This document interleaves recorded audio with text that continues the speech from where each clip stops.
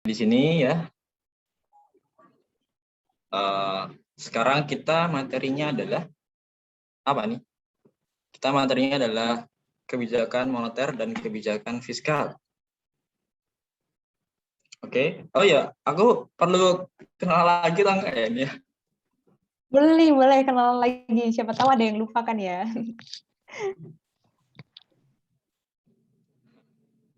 Oh iya. BTW, suara aku kedengaran jelas? Terdengar jelas. Oh enggak ya?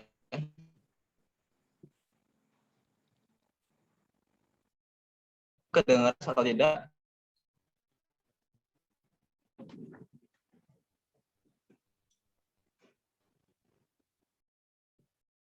Jelas? Oke. Oh ini ada Stefani ya ini. Oke, siap. Tapi BTW internetku kurang lancar sih. Halo Stefani. Oh ya, namaku Firda Musika Alam. Kalian boleh panggil aku Alam atau kalian boleh panggil aku Bang, Mas, Kak. Boleh, terserah. Sekarang aku mengisi mapel ekonomi ya. Dan aku berasal dari Yogyakarta. Aku mahasiswa UGM jurusan manajemen. Oke. Nah ya, kayaknya itu dulu ya. Ada yang mau ditanya? Kak, maaf suaranya putus-putus. Seperti ini ke Alam suaranya Masuk mati. putus-putus ya, Kak. Ini ya. Ini bentar ya.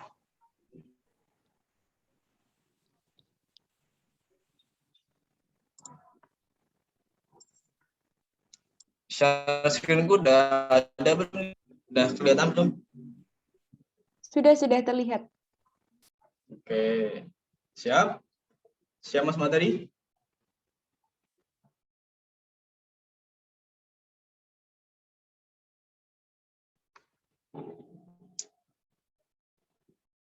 Oke. Sebelum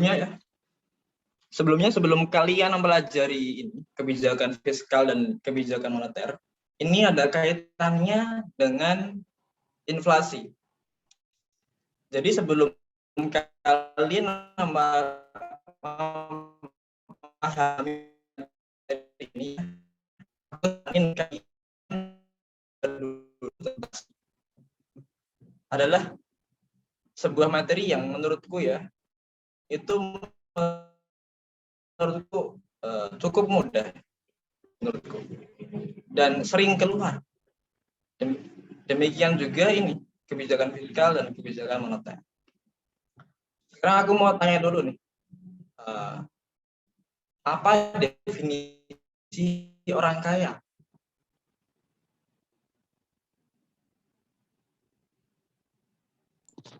Oh, putus-putus ya internetnya ya? Iya, Kak.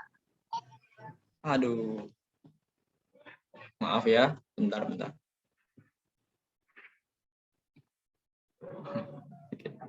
Sekarang masih putus-putus?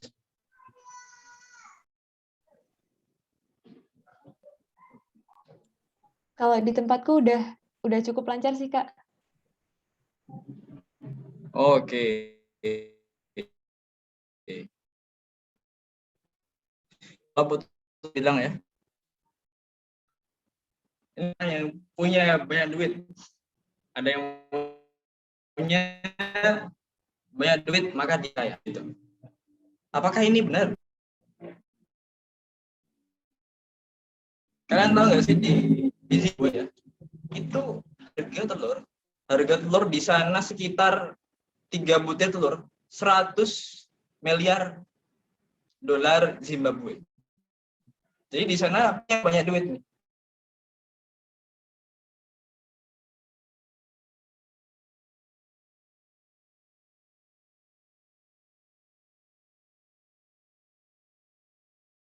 Halo, Kak Alam, jaringannya keputus lagi ya ini?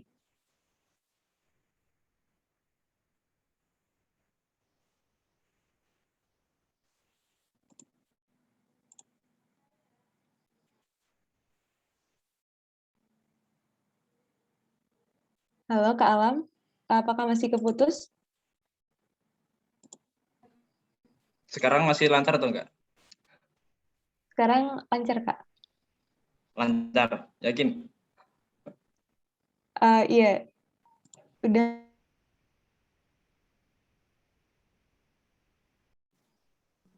Udah, Kak.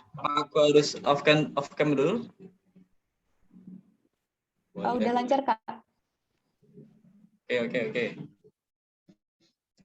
Aduh, marah juga nih.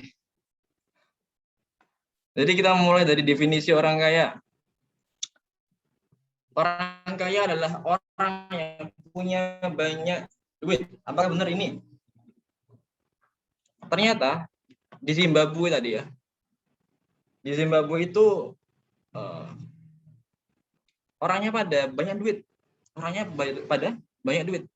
Di sana harga telur 3 butir telur sekitar 100 miliar dolar Zimbabwe pada tahun 2015. Nah, jadi di sini apakah si Zimbabwe tadi, apakah si Zimbabwe ini negara terkaya di dunia? Jawabannya ternyata tidak. Ternyata si Zimbabwe ini justru malah orang yang paling miskin di dunia. Ya. Jadi apa definisi orang kaya? Definisi orang kaya yang paling tepat ya, menurutku ya, itu adalah orang yang punya daya beli yang tinggi. Orang yang punya daya beli yang tinggi, meskipun dia orang, meskipun dia itu tidak punya uang, meskipun dia itu tidak punya dolar atau rupiah begitu, tapi ternyata dia punya emas misalnya, emas yang banyak, ini punya daya beli yang tinggi, maka dia orang kaya. Misalnya lagi, orang yang punya duit, orang yang punya duit banyak nih, duitnya banyak banget nih, tapi tidak punya daya beli. Misalnya duitnya ternyata dolar bikini bottom misalnya, itu nggak bisa mas di sini. Di sini nggak bisa. Di sini harus pakai mata uang rupiah atau dolar boleh, asalkan ditukarkan lagi. Wah di sini kalau aku beli pakai dolar bikini bottom boleh nggak mas? Nggak boleh mas. Di sini nggak laku mas. Mas nggak punya daya beli begitu. Artinya orang yang kaya adalah orang yang punya daya beli, dan orang yang tidak punya duit itu bisa jadi orang kaya. Misalnya tadi dia punya saham di PT Telkom misalnya 50%, tapi dia nggak punya duit sama sekali, dia nggak megang cash sama sekali. Ini orang kaya, dia punya daya beli yang tinggi. Oke. Jadi definisi orang kaya menurutku ya itu adalah orang yang punya daya beli yang tinggi. Sampai sini apa suara aku kedengaran jelas atau gimana? Jelas Kak, jelas. Jelas.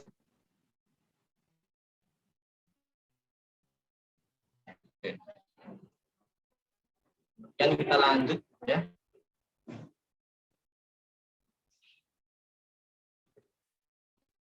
Kita lanjut ke penyebab inflasi tadi. Tadi kan aku udah bilang ya. Bab ini sangat erat kaitannya dengan inflasi. Dan sekarang kita mulai dengan perkenalan sedikit-sedikit tentang inflasi. Inflasi itu terjadi kenapa?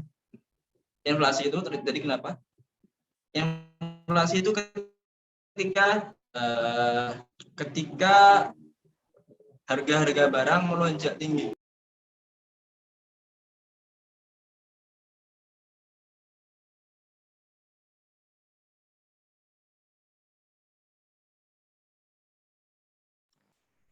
Halo Kak Alam, keputus lagi ya?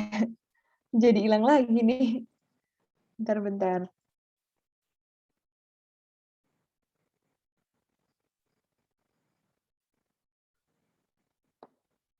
Mungkin Kak Alam boleh, kalau misalnya jaringannya terkendala, boleh sambil off kan nggak apa-apa Kak?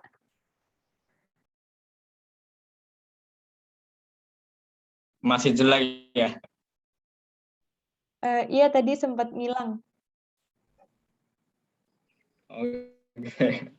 Ini ada yang bingung ini kok ngilang gimana? Sebentar ya, aku dikasih waktu sekitar 3 menit dulu ya, supaya aku bisa ngecek jaringanku. Oke, makasih Kak. Sambil nungguin teman-teman, kira-kira tadi ada yang mau ditanyain nggak? Yang udah ditanyain, yang udah disampaikan dari Kak Alam. Kalau misalnya ada pertanyaan, boleh banget nih langsung raise hand boleh, atau nulis di kolom chat juga boleh.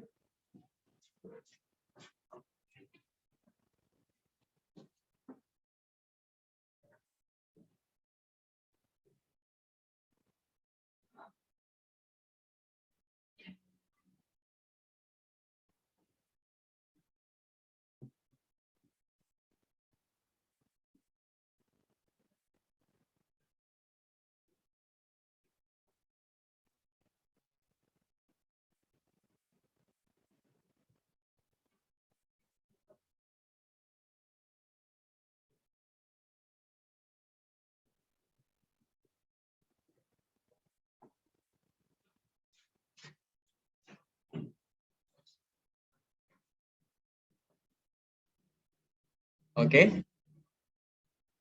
sebentar ya, tenang.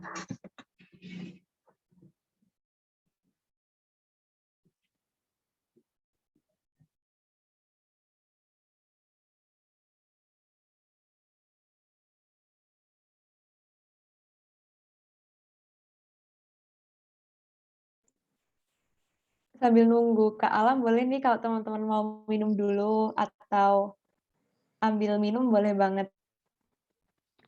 Atau sambil nyemil juga boleh, asalkan nanti tetap fokus ya teman-teman.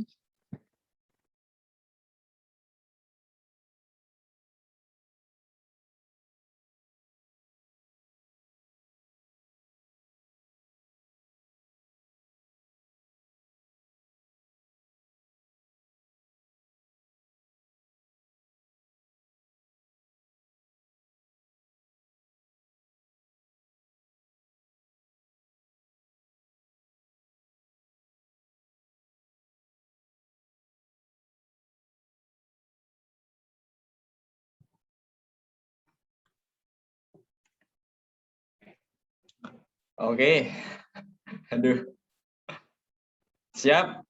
Ini udah selesai nih, insya Allah nih, lancar nih kayaknya. Oke, aku izin share screen lagi.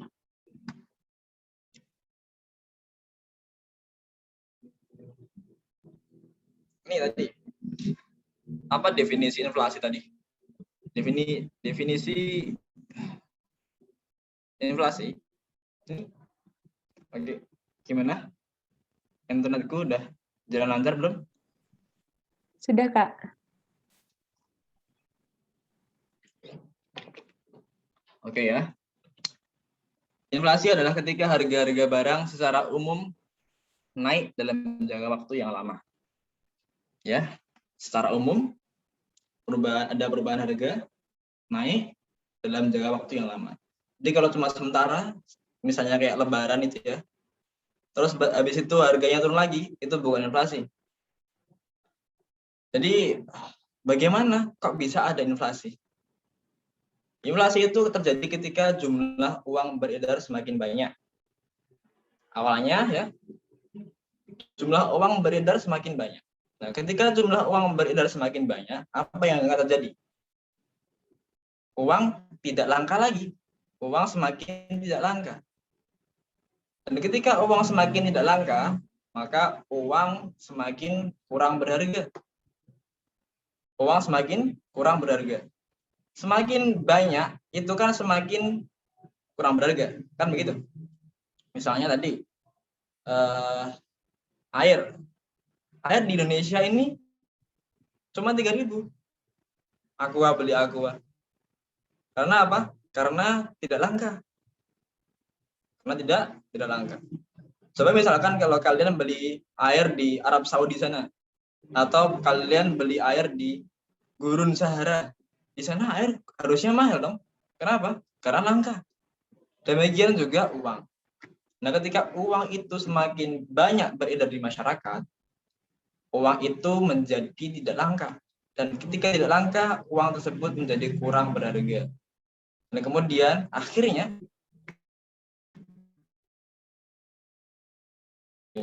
harga barang semakin tinggi. Harga barang semakin tinggi. Contoh, harga mie ayam dulu itu Rp150.000. Harga mie ayam 105.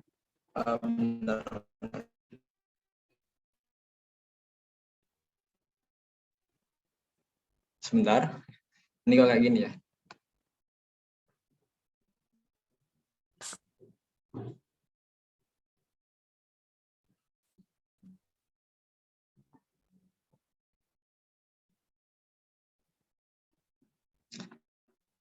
Contoh nih, harga mie ayam dulu Rp150. Kata bapakku kayak gitu. Dulu harga mie ayam dulu Rp150. Nah, harga mie ayam sekarang itu Rp12.000. Dulu uang Rp150 itu berharga. Kenapa? Ya karena dulu uangnya dulu beredar di masyarakat itu dikit. Sekarang kita bisa membeli mie ayam seharga 12.000. Bisa. Sekarang apakah kita bisa membeli mie ayam sekarang Rp150 misalnya? Pak, harga mie ayam sekarang berapa? 12.000.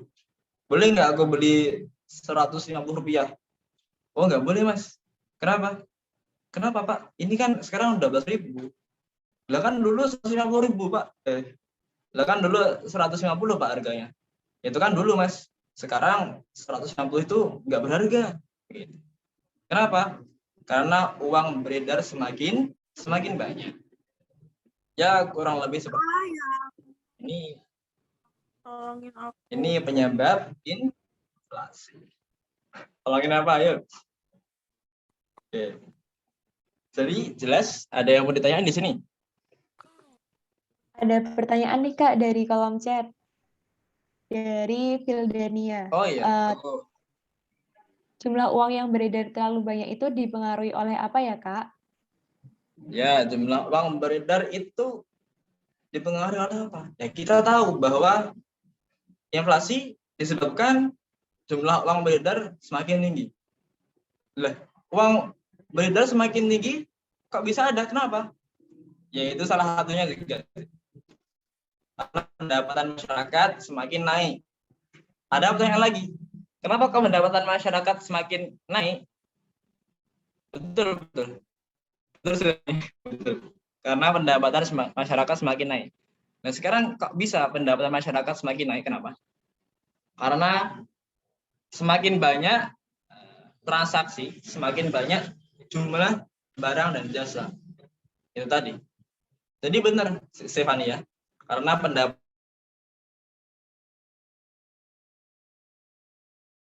karena semakin banyaknya barang dan jasa yang diproduksi. Begitu? Apakah bisa menjawab? Bisa menjawab si Fildani? Oke, bisa menjawab. Terima kasih. Lanjut atau ada pertanyaan lagi nih?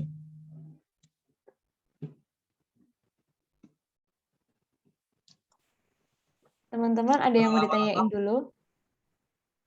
Karena lama-lama masyarakat semakin pinter biar nggak nganggur. Ya, semakin pinter. Betul. Oke, lanjut ya.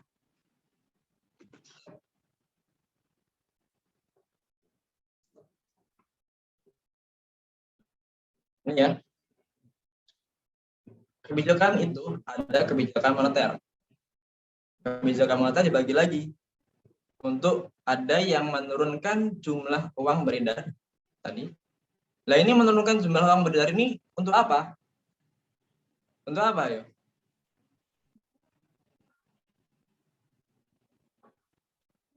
Menurunkan jumlah uang beredar tadi untuk menekan laju inflasi. Kemudian menaikkan jumlah uang beredar untuk apa? Apakah untuk menaikkan inflasi? Tidak. Untuk melakukan pertumbuhan ekonomi. Ini ada pertanyaan nanti. Kak, tadi pertumbuhan ekonomi gara-gara apa? Gara-gara apa? Ayo. Pertumbuhan ekonomi itu terjadi ketika ada peningkatan barang dan jasa yang diproduksi. Begitu ya. Ketika jumlah barang dan jasa itu diproduksi, terus dirupiahkan, terus dari tahun sekarang itu harga-harga jumlah barang dan jasa semuanya kalau ditotal misalnya sekitar 100 triliun. Nah, kemudian di tahun 2022 sekitar jadi 120 triliun misalnya. Tinggi banget ya, betul. Itu namanya pertumbuhan. Jadi gimana Stefani? Menjawab? Sudah menjawab? Oke, paham Kak? Kalau ada pertanyaan langsung aja ya. Insya Allah aku akan bisa baca. Kemudian ada kebijakan fiskal. Kebijakan fiskal tadi apa? Nanti akan kita bahas. Pajak. Ya, ada hubungannya dengan pajak, betul.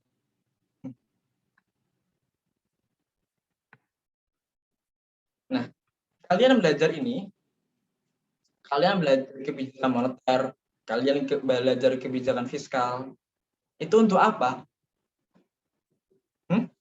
Untuk apa? Aku mau tanya nih, untuk apa kalian belajar ini? Apa? Ini kebijakan moneter, ada kebijakan fiskal. Kalian ngapain belajar kayak gini, repot-repot kayak gini belajar? Ngapain? Aduh. Jadi, ya, kalian itu belajar ini untuk menjawab soal-soal UTBK. Untuk menjawab soal-soal UTBK. Jadi, boleh? Ada yang raisen tadi? Silahkan kalau mau tanya. Untuk membantu pemerintah mewujudkan pembangunan dan pertumbuhan ekonomi. Apa ini? Iya, betul. Itu tadi soal pajak tadi ya? Soal kebijakan fiskal tadi ya? Iya, betul. Kebijakan fiskal tadi untuk membantu pertumbuhan ekonomi. Salah satunya. Intinya kebijakan fiskal ini nanti ada pembahasan sendiri ya. Oke. Siap? Oke. Jadi aku ulangi ya. Kalian belajar ini sebenarnya untuk apa? Untuk bisa menjawab soal UTBK. Kalian harus fokus nih. Nggak ada lagi waktu untuk membahas tentang UN, nggak ada lagi waktu untuk membahas tentang UTS, PAS. Di sini nggak ada waktu lagi. Kita adanya cuma waktu untuk membahas UTBK. Ini tinggal berapa bulan lagi ya kan? Kita harus gerak cepat, harus fokus pada soal UTBK. Jadi di sini kalian belajar kebijakan moneter dan kebijakan fiskal itu untuk apa? Untuk sekedar menjawab soal-soal UTBK. Jadi kalian jangan terlalu apa ya? Jangan terkecohkan dengan misalnya tadi ujian-ujian kecil, ulangan harian. Ya. Kalian harus fokus pada soal-soal UTBK. Oke.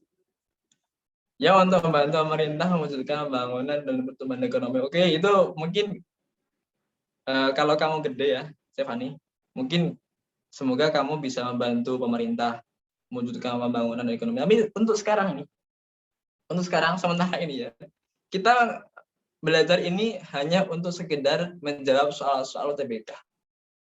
Oke, lanjut. Contoh soal-soal UTBK nih ya. Iya sih, itu jangka panjang. Ya, betul. Itu jangka panjang. Terus sementara ini ya, kita fokusnya pada soal-soal UTBK. Oke, ini contoh-contoh soalnya. langsung ke contoh soalnya. Ini cuma contoh ya, nanti aku akan bahas lebih lanjut tentang apa tadi kebijakan moneter dan kebijakan fiskal. Ini sebelum kita masuk itu ya, kita harus tahu nih contoh soal yang akan ditanya ini gimana supaya aku bisa menjelaskan materi agar kalian bisa menjawab soal-soal ini. Dulu itu ini soal SNMPTN 2012 ya. Dulu namanya bukan SBMPTN. Dulu namanya SNMPTN itu ujian kayak gini.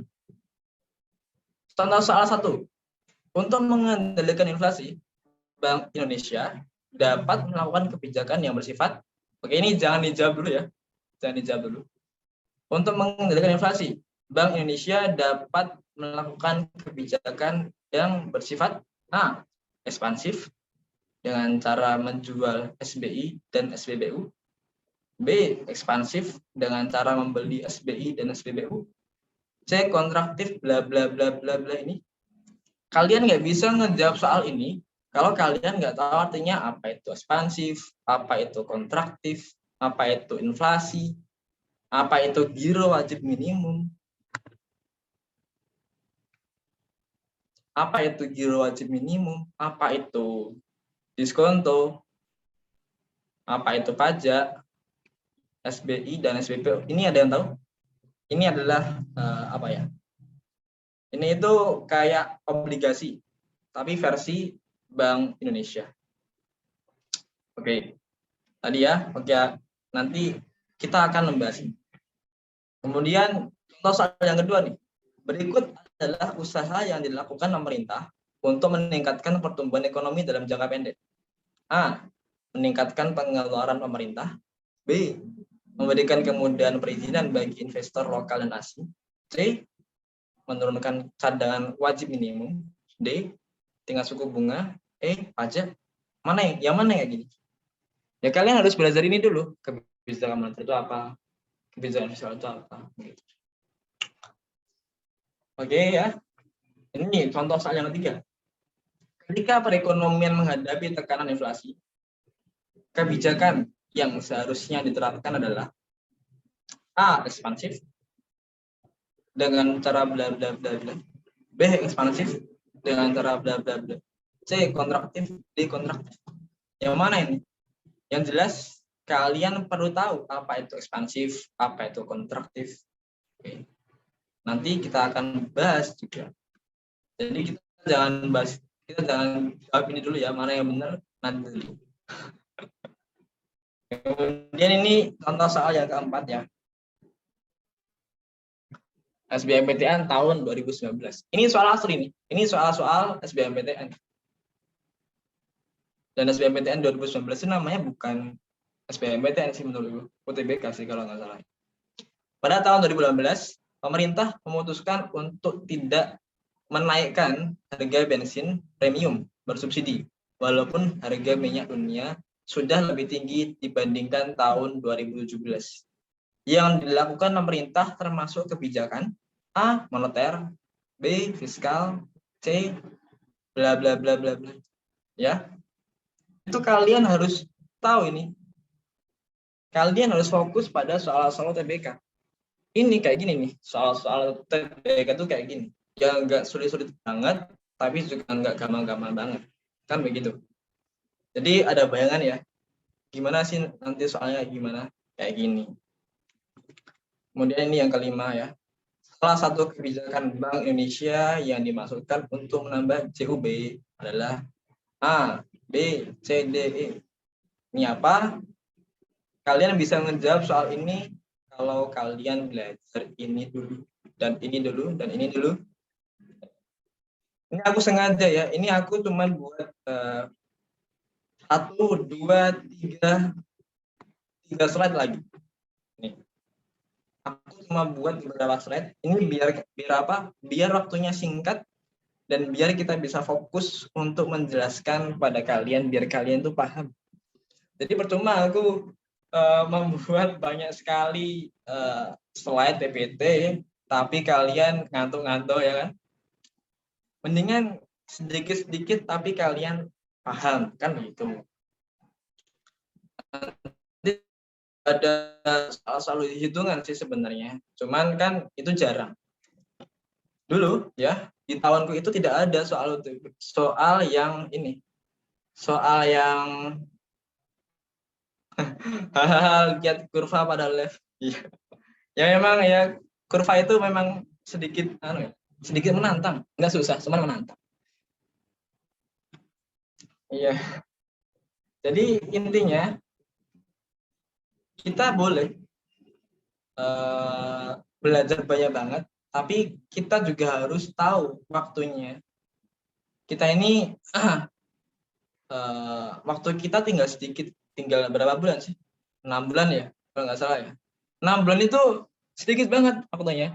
Kalian harus benar-benar memahami soal-soal UTBK.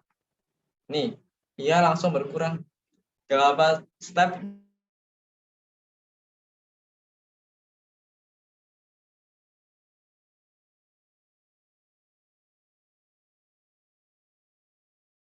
dulu.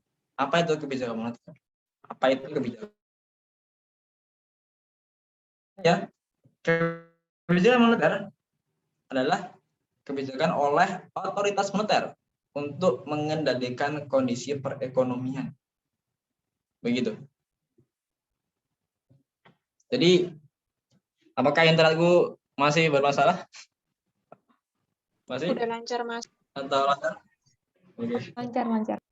Oh ini ada Rahel ya? Iya. Rahel, ya. Siapa yang asma 8 selain kamu? Ada yang lain? Oke, kita lanjut ya. Jadi kebijakan moneter itu adalah kebijakan oleh otoritas moneter untuk mengendalikan kondisi perekonomian. Nih, otoritas moneter itu apa? Ya ini tadi, BI. BI ini otoritas moneter. Ya. BI ini otoritas moneter. Kemudian, ada yang bilang bahwa kebijakan moneter itu adalah kebijakan untuk mengatur jumlah uang beredar. Ya sebenarnya kebijakan moneter maupun kebijakan fiskal itu menurutku bisa mengendalikan jumlah uang beredar. Ya kan? Pajak itu bisa mengendalikan jumlah uang beredar. Jadi menurutku definisi yang tepat ini itu tadi. Kebijakan oleh otoritas moneter untuk mengendalikan kondisi perekonomian. Dia perlu digarisbawahi bahwa kebijakan moneter itu bukan dilakukan oleh pemerintah langsung ya, tapi melalui BI alias Bank Sentral. Alias Bank Sentral. Oke ini. Jenis kebijakan moneter ada 2. Yang pertama, tight money policy. Dalam kurung ya, atau ketat. Ini kan tight itu artinya kan ketat ya kan ya. Jadi kalau kalian bingung tentang definisi, kalian itu harus perhatikan nama definisi tersebut. Karena sebuah definisi itu pasti ada hubungannya dengan namanya itu. Biasanya sih. Oke, ini tight money policy atau ketat atau kontraktif atau untuk mengurangi jumlah uang beredar atau untuk mengurangi inflasi. Ini sama aja. Ya kan? Ini sama saja. Jadi kalian jangan bingung nih. Mana sih yang kontraktif, mana sih yang mengurangi jumlah uang beredar, mana sih yang mengurangi inflasi. Ya kan? Intinya tight money policy itu adalah kebijakan untuk mengurangi inflasi. Gimana kita bisa menekan laju inflasi tersebut. Yang pertama, kita bisa menaikkan suku bunga. Ya, kita bisa menaikkan suku bunga. Ketika suku bunga naik, orang-orang itu pada pengen nabung di bank, ya kan? Nah, ketika uang-uang itu mengalir di bank, itu kan berarti di masyarakatnya kan jumlah uang beredarnya kan ini ada bank. Ini ada ini masyarakat ini mengalir ke sana, mengalir ke bank. Artinya berarti mengurangi jumlah uang beredar. Nah, ketika mengurangi jumlah uang beredar itu, maka kita juga bisa mengurangi inflasi. Karena inflasi disebabkan oleh banyaknya jumlah uang beredar. Oke, paham? Jadi ketika suku bunga naik, ya, wah ini bunganya gede banget nih. Aku nabung dikit aja nanti mungkin tahun berikutnya aku dapat uang yang banyak nih dengan bunganya. Ya udah aku nabung aja lah di bank, begitu. Akhirnya uang ini akhirnya menuju ke bank, berkurang di masyarakat. Masyarakat itu apa sih? Masyarakat itu selain bank dan selain pemerintah, ya. Masyarakat itu selain bank dan selain pemerintah. Bank kita anggap bukan masyarakat, pemerintah bukan masyarakat, kan begitu.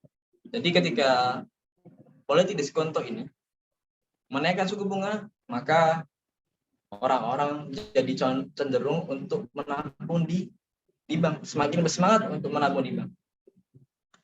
Kemudian berikutnya ya, ini masih bahas yang ini ya, kebijakan tight money policy atau untuk mengurangi inflasi. Kemudian yang kedua, ada politik pasar terbuka, open market policy. Itu bagaimana? Itu menjual surat berharga. Surat berharga tadi kayak tadi ya, SBI dan SBPU tadi, itu surat berharga. Nanti akan ada bahasa sendiri. Kemudian ini yang menjual itu siapa dan yang membeli itu siapa? Karena bingung. Ini yang menjual siapa, yang membeli siapa? Ya aku jawab, yang menjual itu BI. Yang membeli itu masyarakat. Jadi BI menjual ke masyarakat. Nih. Ketika BI menjual ke masyarakat, si masyarakat ini kan beli. Nah, beli itu kan keluar duit mengalir ke BI. Mengalir ke BI. Jadi ketika menjual surat berharga, si masyarakat ini membeli. Dan ketika dia membeli, aku keluar duit. Nah, duit ini kemana? Ke bank, ke BI. Nanti akan ada bahasa. Kemudian kebijakan moneter itu yang tight money policy itu juga ada kebijakan cash ratio atau cadangan kas minimum atau giro wajib minimum. Nah, kalian jangan bingung ya, cash ratio, cadangan kas minimum, giro wajib minimum. Ini sama aja. Kalian jangan terkecoh. Nah, ini cadangan kas minimumnya ini diapain? Ketika dia tight money policy untuk mengurangi inflasi, itu dia kan mengurangi jumlah uang beredar kan. Itu artinya giro wajib minimumnya ditingkatin, cadangan kas di BI itu ditingkatkan. Ketika cadangan kas di BI itu ditingkatkan, si bank umum ini kasnya mengalir ke BI. Nah, ketika bank umum ini tidak punya duit, alias duitnya tadi berkurang distorkan ke BI tadi, bank umum ini tidak bisa menyalurkan duitnya ke masyarakat untuk dipinjamkan ke masyarakat, ya kan? Ketika tadi kas rasionya tadi ditingkatkan, cadangan kasnya minimumnya ditingkatkan, itu artinya duit yang mengendap di BI itu meningkat. Ini apa nih? Bantu jawab. Biar jumlah uang dari masyarakat berkurang. Ini apa? Oh, tadi ada yang tanya ya? Ya Kak, ada yang tanya di kolom chat, masyarakat beli surat berharga buat apa ya Kak? Biar kaya. biar kaya. Itu kan kayak obligasi ya. Bantu jawab. Biar jumlah uang dari masyarakat berkurang, masyarakat ngasih duit ke yang jual surat berharga, uang mereka berkurang. Iya, betul. Ini Rahel betul. Ini tapi masyarakat di Surabraga itu masyarakatnya pengen apa kan begitu kan maksudnya ya kan? Ya kalau ini tadi supaya bisa mengendalikan inflasi. Lah kalau masyarakat ini buat apa? Biar supaya kita kaya kan ini ya. SBI sama SBPU itu kan kayak obligasi. Obligasi itu kan surat utang. Surat yang menyatakan bahwa ini aku tahun segini nih. Ini surat nih. Aku kasih ke kamu ya, ke masyarakat. Aku kasih ke Rahel. Ini Rahel, aku kasih kamu ini obligasi nih. Kemudian si Rahel itu dia dapat obligasi itu, dia dapat surat itu. Nah si BI ini, si Rahel ini supaya biar bisa dapat itu harus membeli, alias si Rahel keluar duitnya untuk bank. Nah keuntungan si Rahel itu apa? Keuntungan si Rahel itu adalah adanya bunga, bunga. Itu obligasi sih. Ya kira-kira seperti itu. SBI sama SBPU kira-kira seperti itu. SBI itu belinya lewat lelang.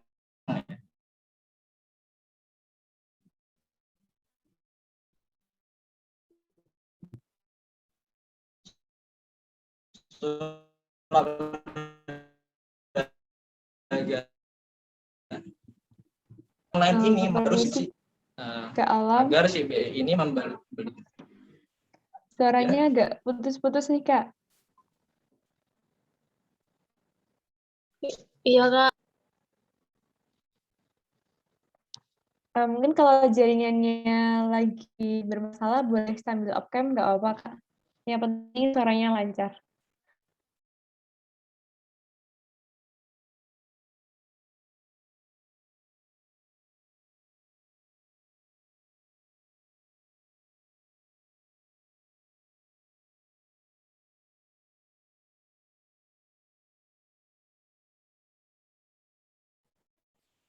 Halo, Kak Alam.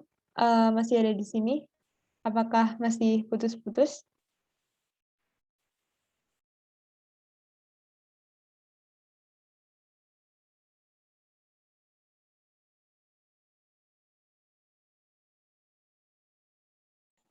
Tunggu sebentar ya, teman-teman. Coba aku hubungin lagi.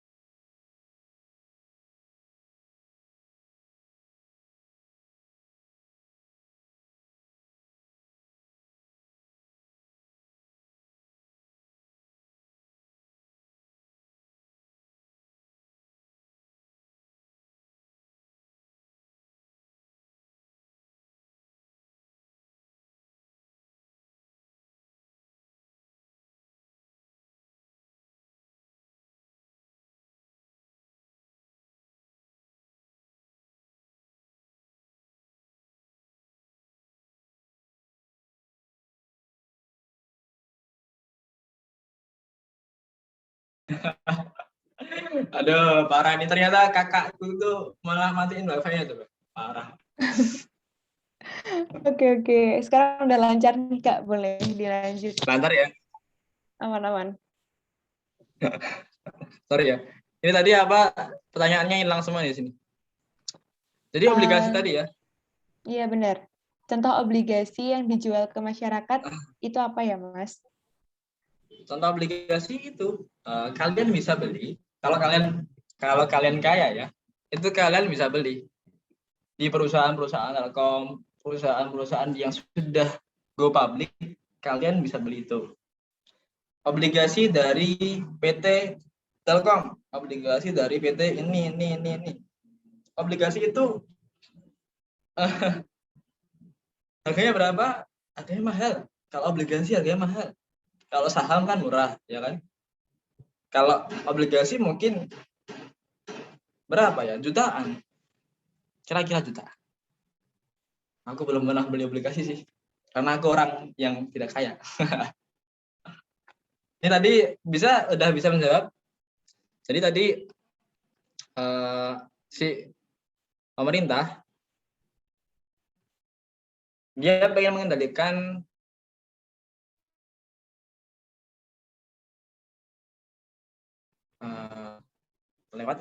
lewat surat berharga. Di reksadana juga ada aplikasi iklan hehehe. Ya mungkin ya, ada ya di reksadana ya, obligasi. Intinya obligasi itu adalah surat utang. Ketika kamu dapat surat itu, kamu bisa cairkan itu plus bunganya. Tapi ya, aku sendiri sih nggak mau ya. Oh begitu. Oke, waktu penyampaian materi ternyata 10 menit lagi guys. Oke, ini waktunya memang segini ya. Oke lah. Oke. Tadi sampai mana tadi? Menjual surat berharga ya. Kemudian ada cash rasio, cadangan kas minimum. Tadi sudah. Kemudian ada memperketat syarat-syarat kredit dengan 5C. 5C tadi apa sih? Capability, capacity, dan bla bla bla itu tadi. Nggak hafal lagi. Kemudian ada easy money policy. Adalah untuk melonggarkan nambah jumlah uang yang beredar untuk pertumbuhan perekonomian. Ya. Dan tadi easy money policy itu untuk menambah jumlah uang beredar. Dan ketika menambah jumlah uang beredar itu untuk apa sih? Apakah untuk menaikkan inflasi? Tidak. Bukan untuk menaikkan inflasi, tapi untuk pertumbuhan perekonomian. Jadi ngapain kita untuk menaikkan inflasi? Bukan. Tujuan utama kita itu pertumbuhan perekonomian. Ya walaupun nanti pasti ada inflasi. Ya lanjut aja ke. Iya ini aku lanjut ya, Stefan ya. Kemudian sekarang easy money policy ini tadi untuk menambah jumlah uang beredar ya. Tadi ada juga politik diskon untuk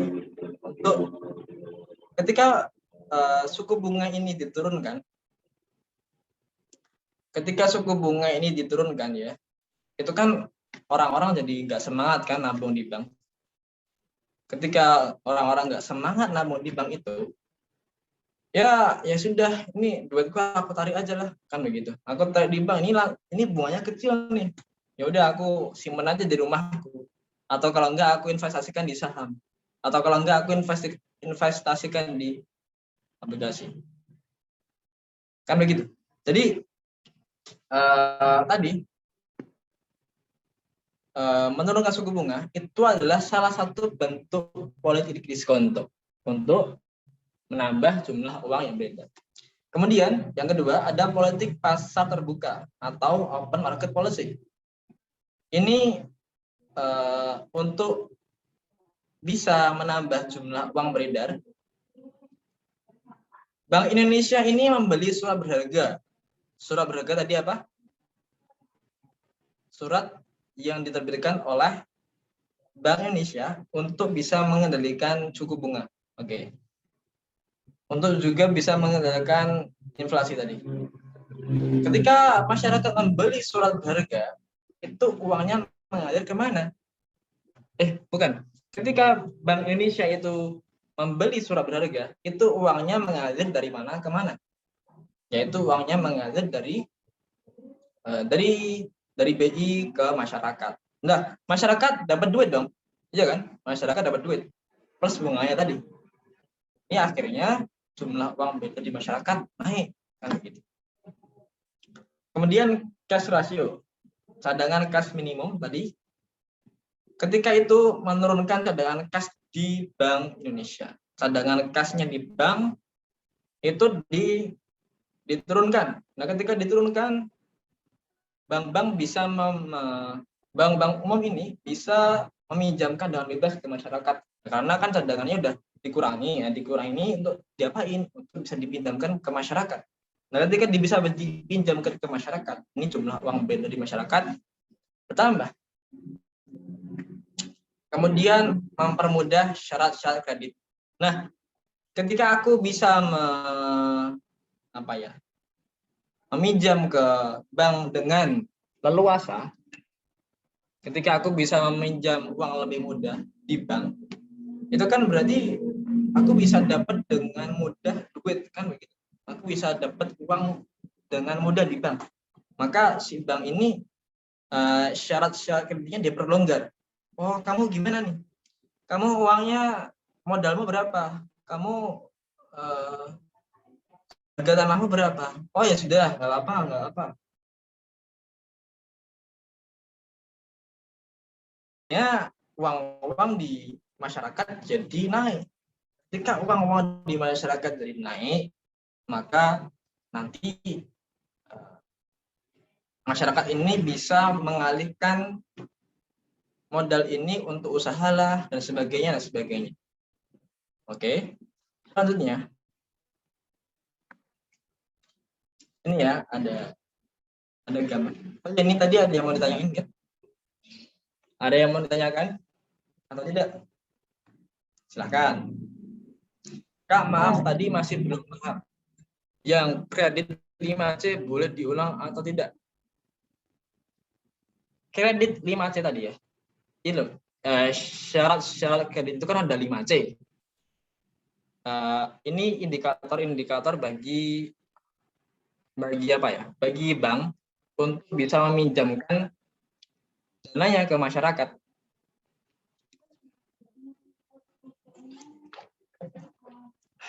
Misalnya, bentar ya, aku akan searchingin dulu di sini. Aku akan kasih contohnya.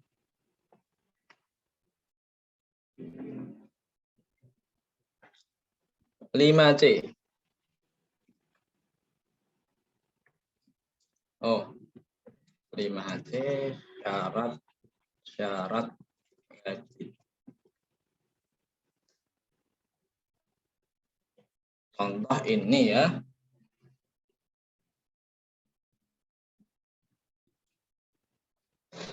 Ini ada seperti ini. Ada karakter ya. Ini karakternya ini bagaimana?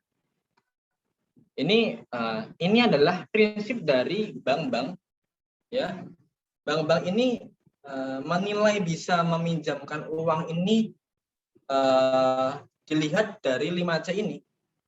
Karakternya, oh kalau karakternya baik, oh berarti nggak apa, aku harus baik untuk bisa meminjam bank.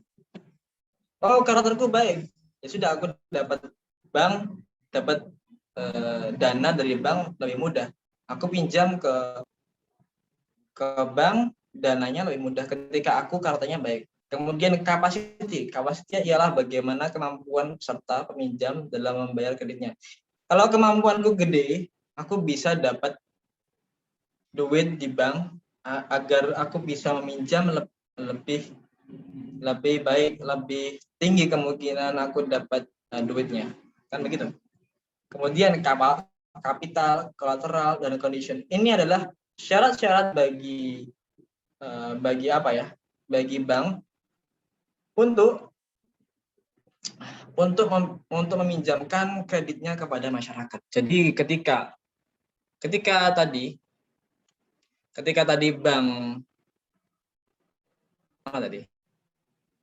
ketika tadi bank-bank ini untuk bisa menekan inflasi, syarat-syarat kreditnya jadi semakin sulit. 5C tadi, karakternya harus baik banget, kapasitasnya harus gede banget, kemampuan untuk membayarkannya jadi semakin harus gede banget untuk bisa dapat dana dari bank, untuk bisa pinjam dana dari bank. Kemudian ya, nah kalau nomor mudah syarat-syarat kredit itu berarti karakternya nggak harus baik-baik amat lah, kan begitu. Ini apakah bisa menjawab? Kayak syarat-syarat yang harus dipenuhi dan dijalankan juga ditaati masyarakat buat minjem bank, sama kayak mau kredit mobil gitu kan, enggak? Kan ribet, syarat-syaratnya harus punya penghasilan tetap, ya. Betul. Giro itu artinya gini, susah sih kalau menjelaskan di sini. Intinya, giro itu bukan cuma uang tunai, ada juga uang giro. Uang giro itu ditariknya menggunakan cek dan biliet giro. Oke, sudah paham Kak, terima kasih. Kalau uang tunai kan bisa ditarik menggunakan tabungan kan bisa, tapi kalau giro kita harus nagihnya, mencairkannya harus menggunakan cek dan biliat giro. Waktunya tinggal berapa menit? Berapa menit moderator? Boleh dilanjut dulu aja, Kak. Nanti kalau misalnya udah mepet, nanti aku ingetin lagi. Oke. Ini ya, ini aku lebih terangin lagi. Ini bentar lagi kok. Ini cuma ini aja terus sudah. Gampang ya. Kalau ya. Ini bentar ya. Ini tadi aku rangkumin nih. Ini pasar terbuka. Kebijakan pasar terbuka itu ada apa? Ada apa aja? Ada dua. Ada menjual surat berharga, membeli surat berharga, kemudian diskonto. Ada menaikkan suku bunga, menurunkan suku bunga. Kemudian cadangan kas. Ada menaikkan cadangan kas dan menurunkan cadangan kas. Ada kredit. Ada yang diperketat, ada juga yang diperlonggar. Nah, menjual surat berharga nih. Ini ya. Menjual surat berharga. Yang jual itu siapa? Yang beli itu siapa? Kan begitu. Yang jual itu bank dan yang membeli itu masyarakat. Ketika bank menjual, yang jual itu masyarakat. Ya kan? Nah, masyarakat itu siapa? Masyarakat itu adalah selain pemerintah dan selain bank. Ya. Masyarakat itu adalah selain pemerintah dan juga selain bank. Ketika jumlah uang beredar di masyarakat banyak, maka dia bisa inflasi. Ini ada yang tadi BTW ya. Boleh diselesaikan dulu Kak. Oke, Kak. Oke, moderator. Kemudian ini tadi ya, menjual surat berharga. Bank menjual surat berharga ke masyarakat. Nah, ketika itu masyarakat ingin dapat untung dari bunga. Nah, masyarakat beli nih.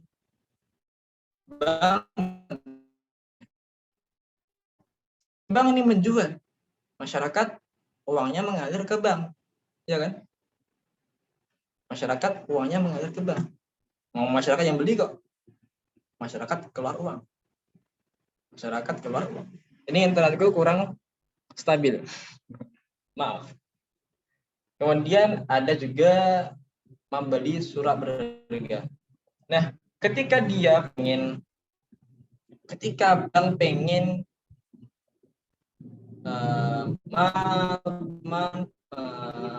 menaikkan jumlah uang beredar, jika bank ingin menaikkan jumlah uang beredar, si bank ini membeli. Ya, si bank ini membeli. Ketika bank membeli surat berharga tadi, si bank ini ngasih duitnya ke masyarakat kan? Ya kan? Ngasih duitnya ke masyarakat. Akhirnya duit-duitnya mengalir dari bank ke masyarakat, dari bank sentral ke masyarakat. Ya, begitu. Kemudian diskonto, menaikkan suku bunga. Ketika menaikkan suku bunga, orang-orang jadi tertarik nih pada menabung di bank. Wah, bunganya gede nih di bank. Ternyata bunga-bunga di mana-mana meningkat ya ternyata ya. Waduh, ini aku mendingan nabung di bank aja lah. Orang bunganya gede, kan begitu. Kemudian sudah. Ketika masyarakat menabung di bank, apa yang terjadi? Betul. Duitnya mengalir di bank. Ini duitnya berkurang nih di masyarakat. Uang yang beredar di masyarakat berkurang. Nah, ketika uang beredar di masyarakat itu berkurang, itu inflasi menjadi semakin tertekan. Inflasi menjadi bisa ditekan. Kemudian menurunkan suku bunga. Ketika bank sentral itu ingin menambah jumlah uang beredar, ya, maka yaitu dia bisa menurunkan suku bunga. Wah, suku bunganya aku turunkanlah biar masyarakat pada nggak sama nabung, biar uangnya bisa mengalir ke masyarakat nih. ya uangnya pada mengalir ke masyarakat. Nah, menurunkan suku bunga ini uangnya pada mengalir ke masyarakat nih.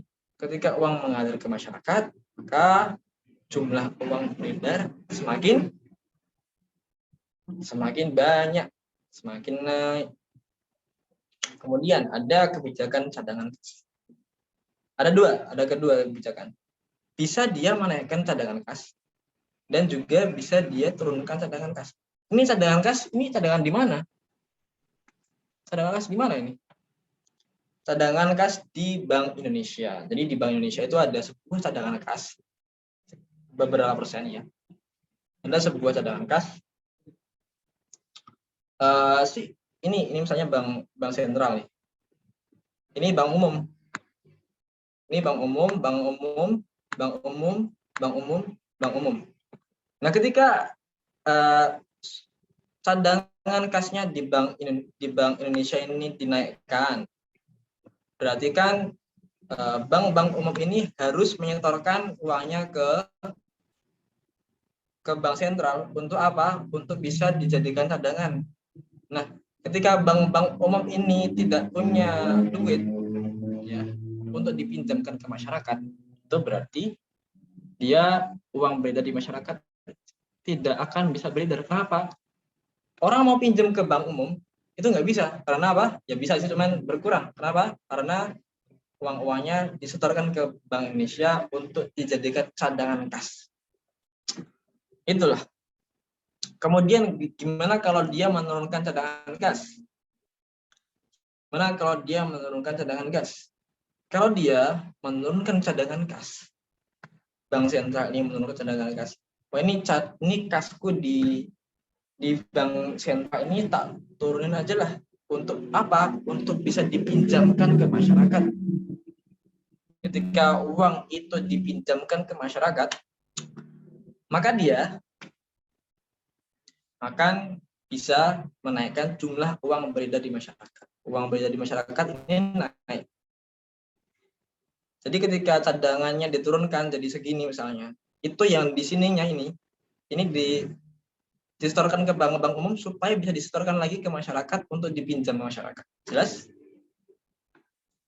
Kemudian ini syarat kredit diperketat, juga syarat kredit diperlonggar. Ada dua kemungkinan ya, dia bisa memperketat syarat kredit dan dia juga bisa memperlonggar syarat kredit. Gimana kok bisa memperketat syarat kredit? Kenapa? Ini tujuannya untuk apa? Diperketat syarat kreditnya supaya orang-orang nggak terlalu bermudah-mudahan dalam meminjam duit. Tidak terlalu bermudah-mudahan dalam meminjam duit. Ketika tadi 5C tadi diperketat nih. Wah, ini susah nih mau buat usaha, susah nih masyarakat mau minjam uang. Akhirnya uangnya cuman di sini aja. Uangnya tidak gampang beredar di masyarakat sini. Karena apa? Tadi diperketat tadi. Susah. Beda kalau diperlonggar. Ketika diperlonggar, masyarakat jadi mudah nih dalam meminjam duit ke bank. Wah, ini apa namanya? Syarat kreditnya saja mudah. Ya udah aku pinjam duit aja banyak. Begitu. Semua orang bisa pinjam. Waduh, mantap nih. Ini diperlonggar. Semua orang bisa pinjam, akhirnya apa? Akhirnya jumlah uang beredar di masyarakat semakin naik. Begitu ya. Jadi apakah jelas? Apakah jelas? Ada yang mau ditanyain atau enggak? Oke. Kalau tidak, lanjut. Ada enggak? Kalau malam, tapi lebih baik di everyone aja sih. Oke. Nih, selanjutnya ya. Jelas Kak? Oke, Syah. Enggak, berarti yang kawan latih tadi itu Nah, ya. buat apa? Aktif itu kan tadi yang apa? Yang uang, menaikkan sama diberkati itu tadi kontraktif kan ya. Itu berarti buat menekan uang beredar. Berarti kalau sebaliknya yang ekspansif itu menambah uang beredar kan Kak? Intinya gitu bukan?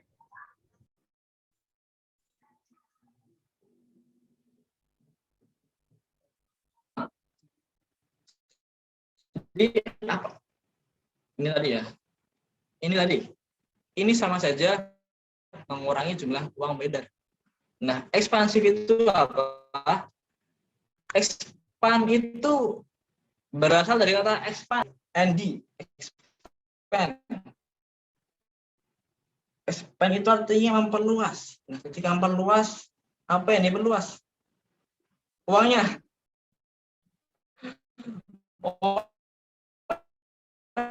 Ditambahin. Artinya begitu. Betul. Ekspansif sebaliknya mengurangi jumlah uang. Nah, ini cuma kebalikannya aja. Ini kebalikannya. Kalau kalian hafal salah satu ini, ya kemungkinan kalian bisa hafal salah satu yang lain, kan begitu. Jadi benar, ekspansif itu menambah jumlah uang beredar. Expand.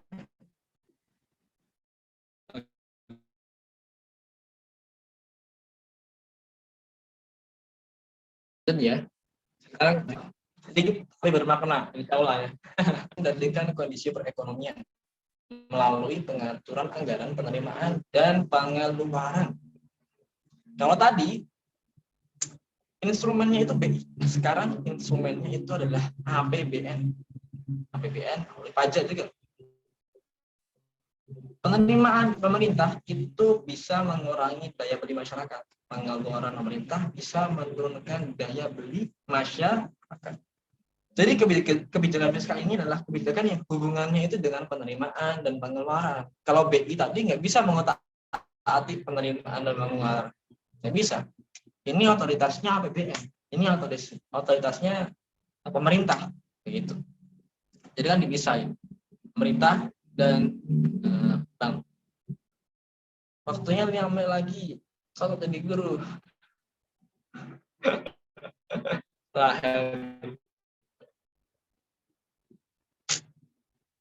Tadi ya, oke. Tadi saya mana sih? Ini ya. Lanjut aja Kak. Fiskal tadi ya.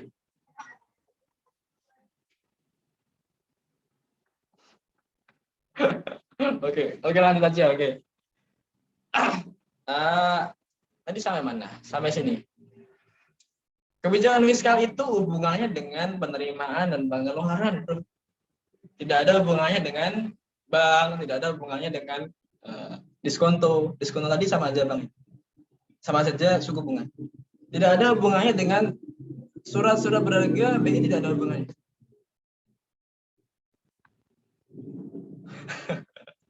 Gak apa-apa. Oke. Artinya dibedakan fiskal sama moneter. Kalau moneter yang buat itu BI, si pemerintah ya tidak bisa mengintervensi dengan pajak, tidak bisa. Nah, sekarang ada dua jenis kebijakan fiskal. Ada juga kontrak. Kebijakan fiskal ekspansif itu menambah jumlah uang beredar. Kemudian sama saja tadi. Di moneter tadi sama aja. Ekspansif, expand, menambah, perluas.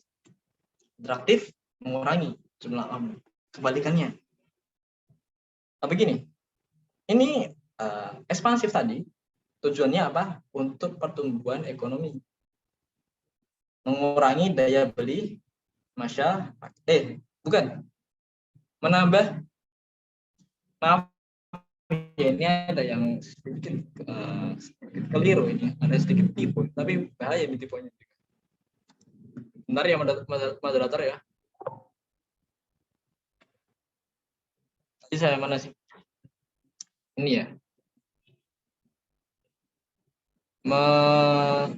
Mengurangi daya beli, ini menambah daya beli masyarakat. Ini kok tidak bisa?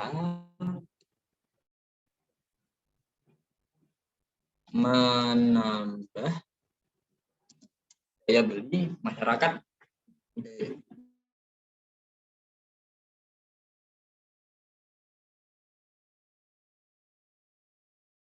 Lain pemerintah. Jadi ini mengurangi pajak. Ketika ekspansif itu menambah jumlah uang beredar. Bentar, internet aku kurang stabil. Ketika pemerintah mengurangi pajak,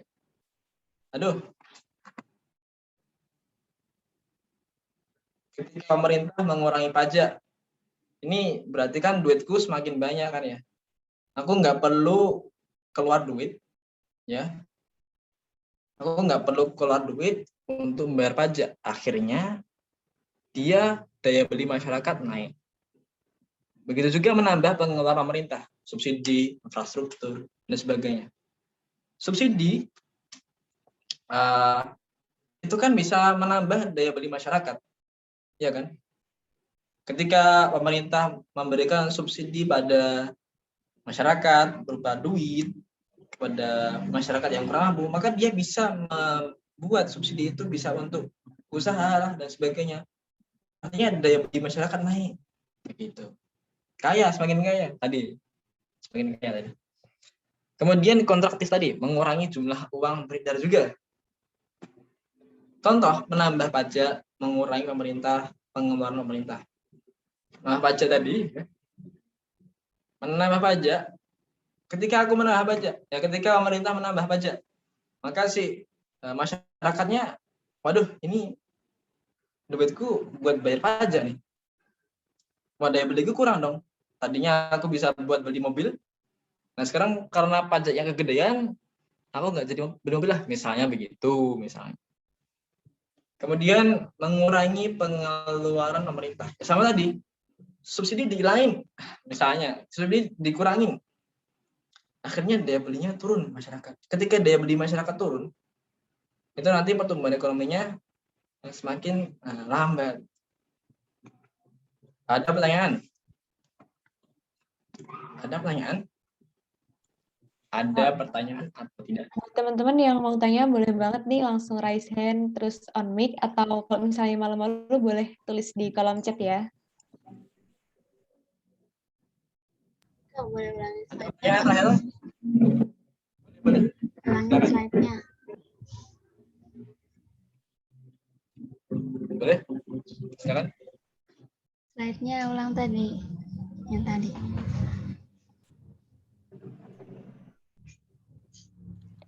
Boleh balik ke slide sebelumnya, Kak.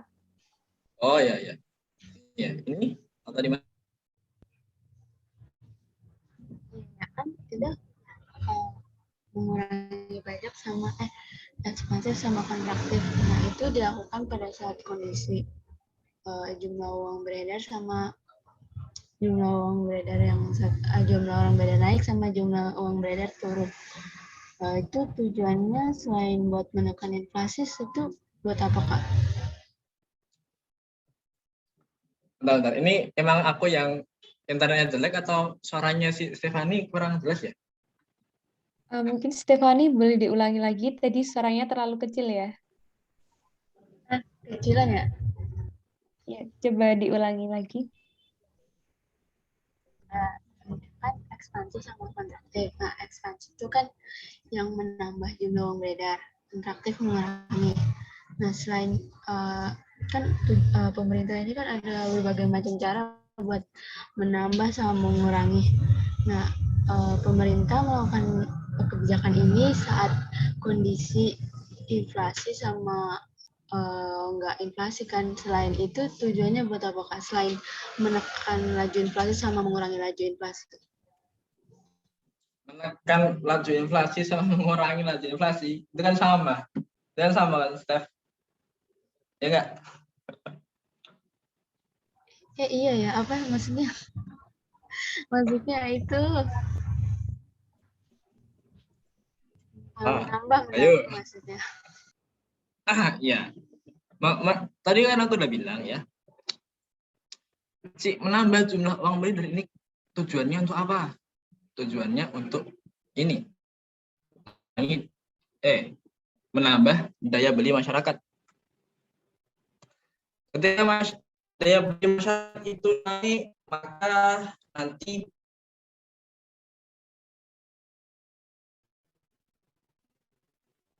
ada pertumbuhan ekonomi.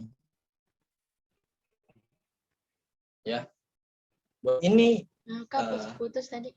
waktunya 2 menit lagi ya, soalnya masih ada. Oh ya, kurang stabil ya. Jadi tadi ekspansif ini tadi ini untuk apa? Untuk biar ketika resesi itu kan orang-orang di masyarakat itu kan gini, bingung nih. Ini gimana nih? Aku nggak punya duit, aku pengen beli ini itu banyak sekali. Nah, ketika itu si pemerintah ini memberlakukan kebijakan fiskal ekspansif yang menambah subsidi. Itu untuk apa? Untuk pertumbuhan ekonomi, supaya masyarakat pada bisa usaha, buka usaha, supaya dan sebagainya. Kemudian yang kontraktif, dia mengurangi jumlah uang beredar. Ketika jumlah uang beredar itu turun, itu kan inflasi. Itu kan menekan inflasi. Selain itu apa ya? Selain menekan inflasi, apa yang bisa dicapai dengan kebijakan kontraktif ini? Kan begitu. Ya kemungkinan sejauh yang aku baca itu cuman berkutat pada itu aja sih. Artinya mengurangi inflasi dan sebagainya. Menambah pajak, mengurangi pengeluaran pemerintah. Contohnya itu tadi ya. Jadi, selama yang aku baca ya, itu mereka terus di buku-buku itu hanya bilang ya menekan inflasi dan menekan inflasi. Untuk yang selainnya aku nggak tahu, maaf ya.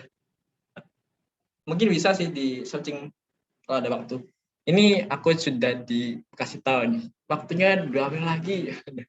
Oke, ini 2 menit lagi dan 2 menit lagi lalu. Dan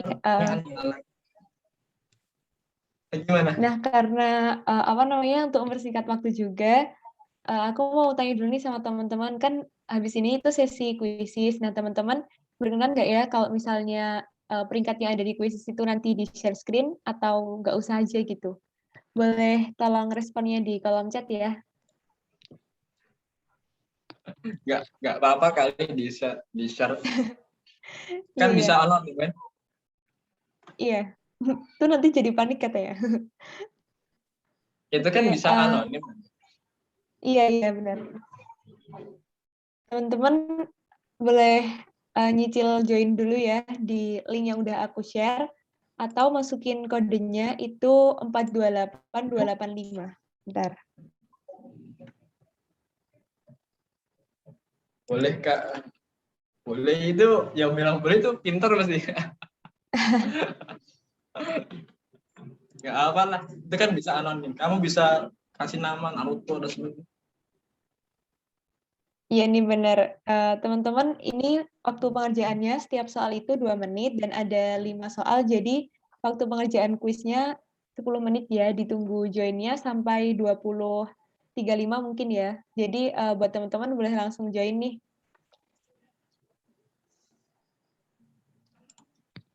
Langsung, ini sesi yang menegangkan. Santai aja, ini cuma latihan kok. Kalau kalian salah, itu kan nggak apa-apa, yang penting UTBK-nya tinggi, kan begitu. Nah, benar banget nih. Nanti kalau salah malah jadi tahu di mana benarnya gitu. Ya kan, Kak? Bener kan? Betul. Tenang aja, nih nanti juga ada pembahasannya, teman-teman. Jadi, nggak apa dijawab sebisanya dulu aja. Kita tunggu Itu sampai soal, 20. itu Gimana? soal asli UTBK. Itu soal asli tuh. UTBK. Mantap. Ditunggu 1 menit lagi ya teman-teman, buat yang belum join, langsung join aja ya.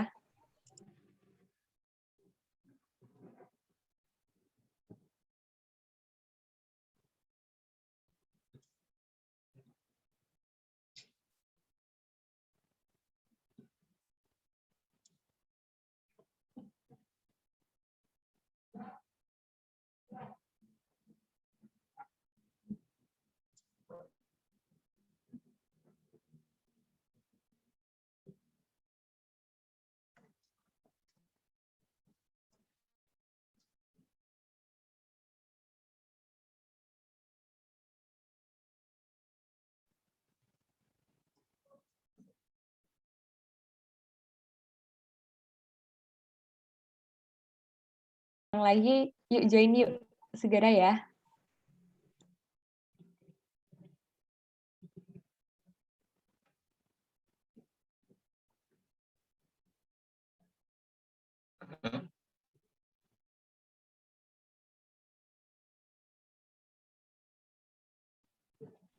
Aku mau nanya, tapi materi yang kemarin bawa kan ya? Oh boleh.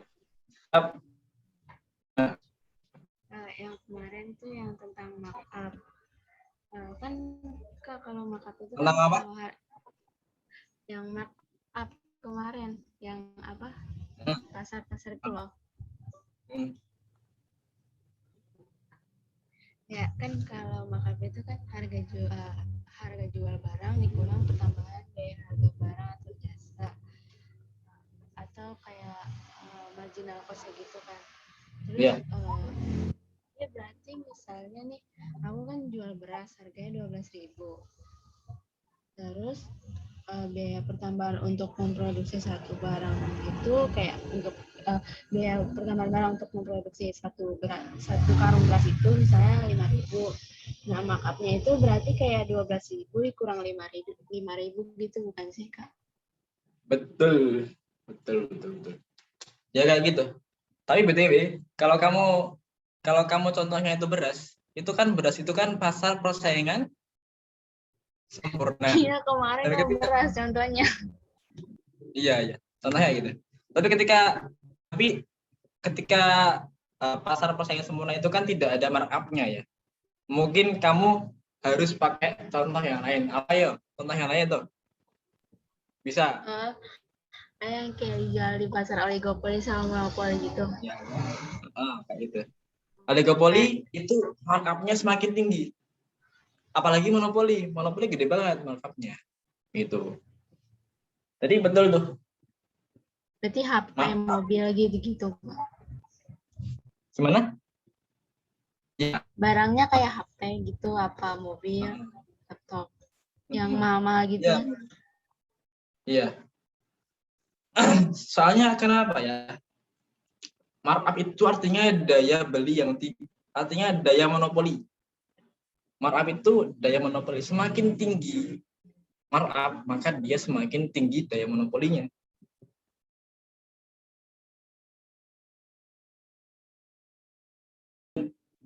Tinggi daya markup. Oke. Ada lagi, Sah? Mohon maaf Kak sebelumnya. Mungkin nanti sesi tanya jawabnya bisa dilanjut sekalian pembahasan kuis kali ya. Soalnya yang dikasihin teman-teman juga yang udah nungguin. Lanjut aja, lanjut. Ya. Teman-teman, ini aku mau start ya kuisnya. Selamat mengerjakan.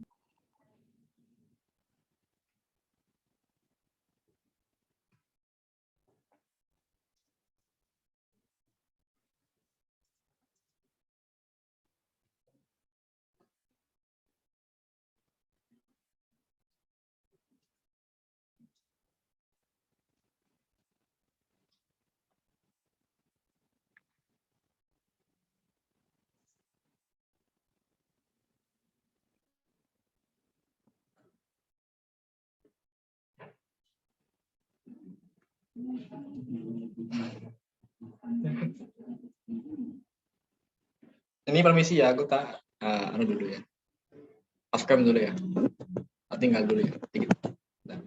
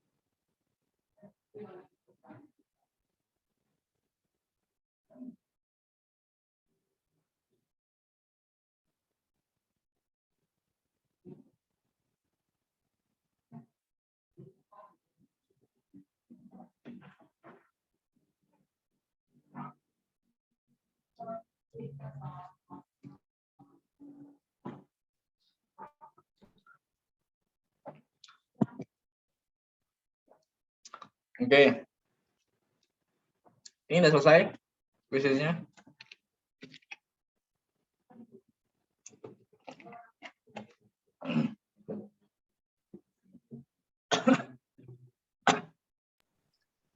Masih ada beberapa yang belum nih, Kak. Mungkin bisa ditunggu sebentar lagi ya. Oke.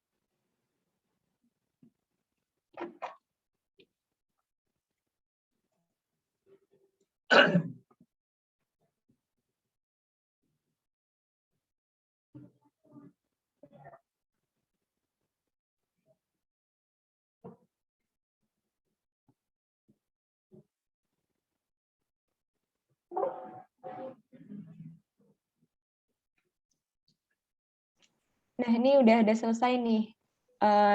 dari rankingnya ada yang nomor 1 itu nih ya. Aduh, udah keburu hilang.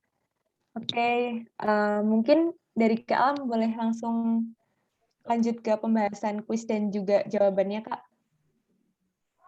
Ya, siap. Jangan keselak ya, BTW.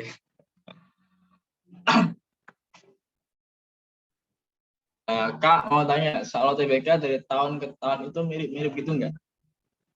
Iya, mirip-mirip gitu. Dan tapi menurutku ya, tahunku itu entah kenapa menurutku gampang. Menurutku malah lebih gampang daripada tahun sebelumnya. Kenapa? Mungkin tahun-tahun sebelumnya itu belum pandemi ya. Tapi entah kenapa ya, tahunku itu materi UTBK itu lebih gampang. Aku angkatan 2021 sih. Ini aku baru ikut, baru jadi mahasiswa baru.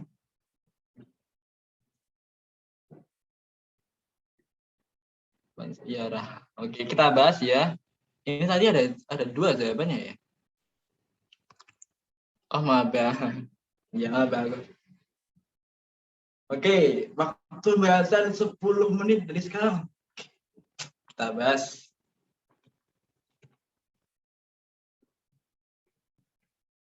Tadi.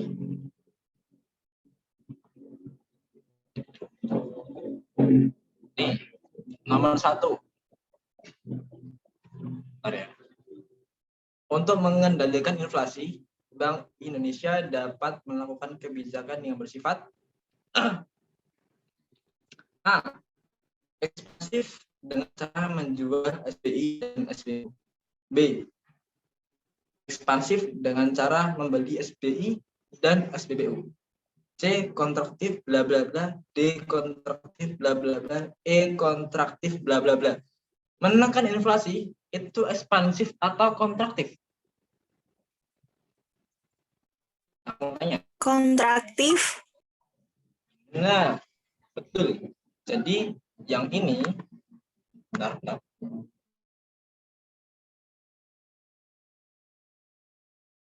Kita ada karena bukan kontraktif. Yang jadi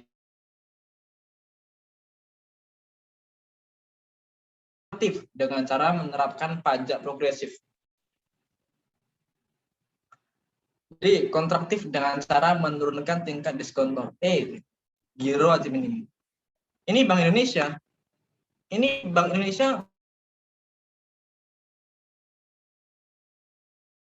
Ini kita del.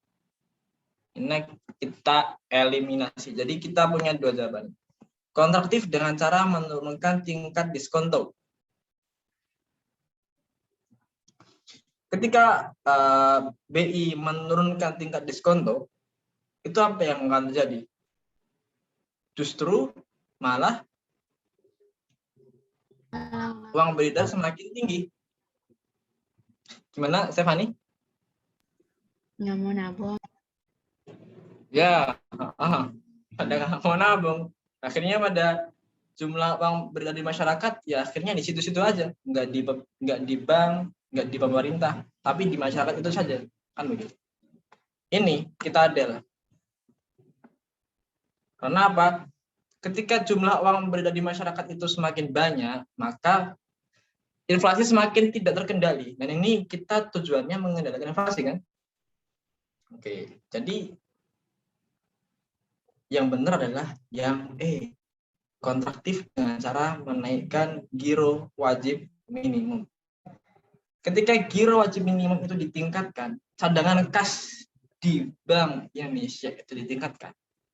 Uang-uang di bank-bank umum itu tidak bisa meminjamkan uangnya ke masyarakat dengan lebih leluasa. Ini bank umum ya. Ini bank umum, ini bank umum, ini bank umum. Ini bank sentral. Di bank sentral itu sebesar segini. Nah, itu dinaikkan dari segini. Nah, segini ini diisi dari mana? Diisi dari bank-bank umum. Bank-bank umum menyetorkan ke bank Indonesia, ini nyetorkan ke Bank Indonesia, ini nyetorkan ke Bank Indonesia. Akhirnya uang-uangnya disetorkan di sini, yang uang-uang ini tidak bisa dipinjamkan ke masyarakat. Kan begitu? Tidak bisa dipinjamkan ke masyarakat.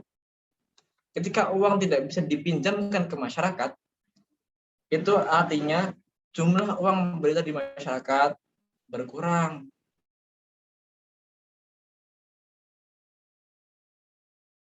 Tidak mudah syarat kredit, tidak bisa.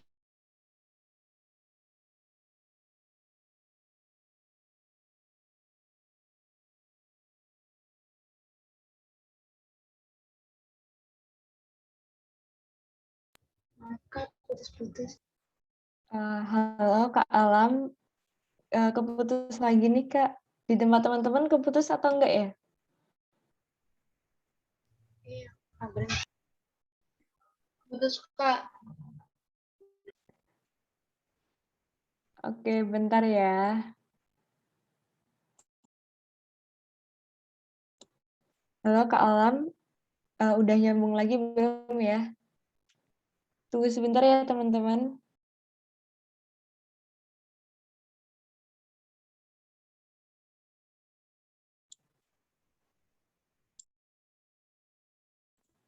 Halo Kak Alam, udah nyambung lagi? Oke. Mohon maaf ya, ini kuotaku sedikit bermasalah ini ya. Halo? Oke, ini gimana? Apakah sudah masuk? Sudah masuk? Sudah. Boleh langsung dilanjut. Oke. Waktunya nggak berapa ya ini?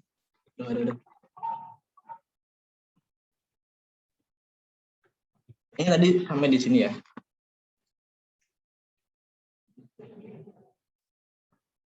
Dilakukan oleh pemerintah untuk meningkatkan pertumbuhan ekonomi dalam jangka pendek. Ini yang melakukan siapa? Pemerintah atau BI? Pemerintah. Meningkatkan pengeluaran pemerintah. Ini pemerintah. Memberikan kemudahan perizinan bagi investor lokal dan asing. Ini bukan pemerintah. Menurunkan cadangan wajib minimum. Ini bukan pemerintah. Ini tugasnya siapa? BI. Menurunkan tingkat suku bunga. Ini bukan pemerintah. Ini BI. Kemudian akhirnya kita punya dua jawaban. Ini yang benar yang mana? Meningkatkan pajak. Meningkatkan pajak. Ini aku untuk meningkatkan pertumbuhan ekonomi kok malah pajaknya dikurangi. Ya aku nggak bisa buka usaha dong. Kalau pertumbuhan ekonominya apa tadi? Kalau pajaknya ditingkatkan, ya tidak dong berarti. Ini jawabannya salah. Berarti kita punya jawaban yang A saja. Oke. Ada yang kurang jelas tadi? Jadi Kalau yang memberi kemudahan perizinan bagi investor itu BI juga, Pak. Ini BI juga. Tadi ada syarat kredit. Begitu. Syarat kredit itu tugasnya BI. Oke. Ini waktunya tinggal berapa menit ya? Ada. Kalau bisa 2 menit lagi, Kak. Aduh, oke, nggak bisa. Oh iya, boleh langsung dilanjut aja. Mungkin agak sedikit dipercepat ya. Oke, siap. Ketika perekonomian menghadapi tekanan inflasi, kebijakan yang seharusnya diterapkan adalah ini untuk menekan inflasi. Berarti ekspansif kita coret. Yang ada kontraktif. Kontraktif dengan menurunkan pajak dan atau menaikkan pengeluaran pemerintah. Ya apa? Menurunkan pajak. Ini bisa menurunkan pajak, inflasi tertekan, bisa. Menaikkan pengeluaran pemerintah. Ini jangan dong. Jangan ini. Ini uangnya kalau dikeluarin ke masyarakat tadi, kalau dikeluarin ke masyarakat berarti jumlah uangnya di masyarakat semakin banyak. Nah, itu malah semakin inflasi dong. Berarti jangan. Ini kita coret. Kemudian kontradiktif dengan menaikkan pajak, betul. Nanti uangnya pada mengalir ke pemerintah, ya kan? Aku setor pajak, uangnya mengalir ke pemerintah. Aku masyarakat, uangnya mengalir ke pemerintah, bukan masyarakat. Nah, kan begitu. Jumlah uang beredar di masyarakat akhirnya berkurang. Kemudian menurunkan pengeluaran pemerintah. Ya, menurunkan pengeluaran pemerintah. Uang dari pemerintah jangan boros-boros. Pengeluarannya jangan terlalu boros. Kita tahan dulu. Akhirnya uangnya mengendap di pemerintah. Nah, ini jawabannya yang benar. Jawabannya yang benar. Kemudian yang keempat, pada tahun 2018 pemerintah memutuskan untuk tidak menaikkan harga bensin premium bersubsidi, walaupun harga minyak dunia sudah lebih tinggi dibandingkan tahun 2017. Yang dilakukan pemerintah termasuk kebijakan apa? Fiskal. Ini ada kata-kata apa? Betul. Fiskal, gampang banget nih. Kuncinya apa? Ini subsidi. Subsidi itu hubungannya sama penerimaan dan pengeluaran. Ini jelas fiskal. Nggak mungkin ada moneter mempengaruhi subsidi, nggak mungkin, nggak ada. Ini fiskal, jelas ya. Kemudian salah satu kebijakan Bank Indonesia yang dimaksudkan untuk menambah jumlah uang beredar yang mana? Penjualan surat berharga. Ketika Bank Indonesia menjual surat berharga, Bank Indonesia menjual surat berharga. Yang beli masyarakat, akhirnya uangnya mengalir ke BI. Uangnya mengalir ke BI. Jadi ini bukan. Ini malah mengurangi jumlah uang beredar. Peningkatan giro wajib minimum. Oh, jangan dong. Peningkatan giro wajib minimum ini nanti kasnya padat, taruh ke cadangan kasnya BI nanti. Oh, jangan. Ini malah mengurangi jumlah uang beredar. Kemudian peningkatan suku bunga. Peningkatan suku bunga, orang-orang pada semangat nabung. Orang-orang semangat nabung, akhirnya uangnya disetorkan ke bank-bank umum. Nah, akhirnya jumlah uang pemerintah jumlah uang beredar di masyarakat itu berkurang. Ini jangan dong. Kemudian 5, penyederhanaan syarat-syarat pemberian kredit. Oh iya, betul. Akhirnya kredit itu jadi semakin mudah kan? Semakin leluasa dalam meminjam. Akhirnya masyarakat gampang nih. Oh, pinjam aja di bank itu. Pinjam saja sekarang di bank. Sekarang kreditnya nggak ketat kok. Syarat-syaratnya diperlonggar. 5C, C tadi yang karakternya harus baik tadi, sekarang nggak harus baik-baik banget kok misalnya. Sekarang orang jahat boleh pinjam misalnya. Ya, itu misalnya ya. Begitu. Jadi jawabannya yang akhirnya kalau kita bisa meminjam uang, akhirnya uang dari bank ini masuk ke kantongnya masyarakat. Nah, akhirnya jumlah uang beredar di masyarakat itu naik. Begitu. Jadi benar ini. Himbauan untuk gemar menabung. Ini coret. Himbauan untuk gemar menabung ini termasuk kebijakan non fiskal dan termasuk kebijakan non fiskal dan non moneter ya. Kebijakan non fiskal dan kebijakan non moneter kalau nggak salah ini. Jadi misalnya pemerintah menghimbau, masyarakat menabunglah. Kita harus menabung. Wah, ini masyarakat pada suka menabung dong. Masyarakat pada suka menabung, akhirnya apa? Akhirnya jumlah uang beredar di masyarakat berkurang untuk ditabung ke bank. Begitu. Oke, jelas? Ada yang tanyakan? Nah, keren banget ya teman-teman. Mungkin teman-teman sebelum ditutup ada yang mau bertanya lagi? Sebenarnya ini masih ada 2 soal. Giro wajib minimum tadi cadangan kas minimum di bank sentral. Ini ya, ini bank sentral nih. Ini bank sentral. Ini dia punya cadangan kasnya segini. Nah, ini bisa ditingkatkan. Ini bisa diturunkan. Ditingkatkannya di mana? Ditingkatkannya oleh bank-bank umum ini. Kalau meningkatkan berarti cadangan-cadangan kasnya ini naik. Berarti naiknya sumbernya dari mana? Dari bank-bank umum, begitu. Jadi ada cadangan kas di bank sentral ya. Ini untuk mengontrol jumlah uang beredar juga. Sumbernya dari mana? Sumbernya dari bank-bank umum. Bank-bank umum harus meningkatkan, bank-bank umum harus nyetor ke bank sentral, begitu. Oke? Paham? Paham. Ya, dari masyarakat ke bank umum dulu, baru bank sentral. Ya. Gimana tadi, Stefani? Ya, paham, Kak. Makasih. Oke. Jadi ketika ini dinaikkan, wah ini kalau bank-bank umum kalau nyetorkan ke bank sentral, wah ini dari mana duitnya kita? Gitu. Dari mana duitnya kita untuk meminjamkan ke masyarakat? Ini kan bank-bank umum kan tujuannya kan untuk meminjamkan ke masyarakat. Gitu.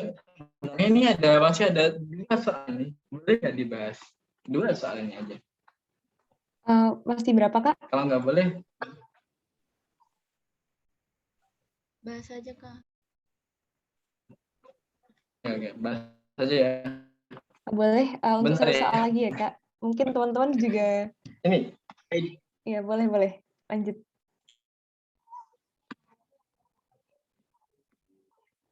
Ini salah satu di kasus nih. Haidar ingin meminjam uang ke Firza untuk membangun usaha. Namun Ghazali tidak punya uang. Aduh, maaf. Harusnya ini Ghazali ya. Harusnya ini Ghazali. Oke. Haidar ingin meminjam uang ke Ghazali untuk membangun usaha. Namun Ghazali tidak punya uang. Lalu Ghazali menyarankan Haidar meminjam ke bank. Tetapi sangat sulit meminjam di bank tersebut. Kenapa? Syarat kreditnya diperketat. Nah, akhirnya Haidar tidak bisa mengakses pinjaman. Hal itu terjadi karena BI sedang menerapkan kebijakan untuk apa?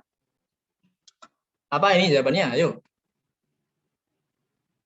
Coba chat di betul. Betul. Mengurangi laju inflasi. Kenapa? Ini Haidar saja tidak bisa. Bagaimana lagi orang yang lebih miskin daripada Haidar?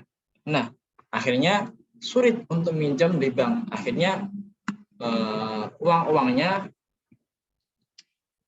tidak bisa mengalir ke masyarakat.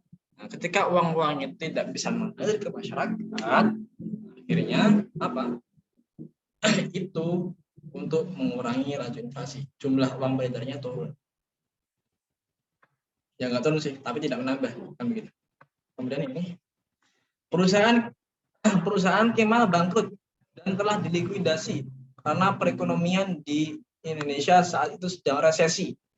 Seminggu kemudian Firza sebagai utusan pemerintah mengabarkan pada Kemal bahwa akan ada proyek infrastruktur jalan tol. Kemal pun diberi amanah untuk menggarap proyek tersebut. Kebijakan yang dilakukan pemerintah adalah apa? Ayo.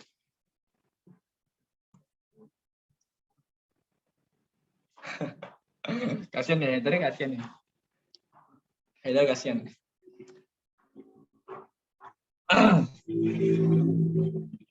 Betul, fiskal ekspansif. Kenapa tidak moneter? Karena ini bukan BI.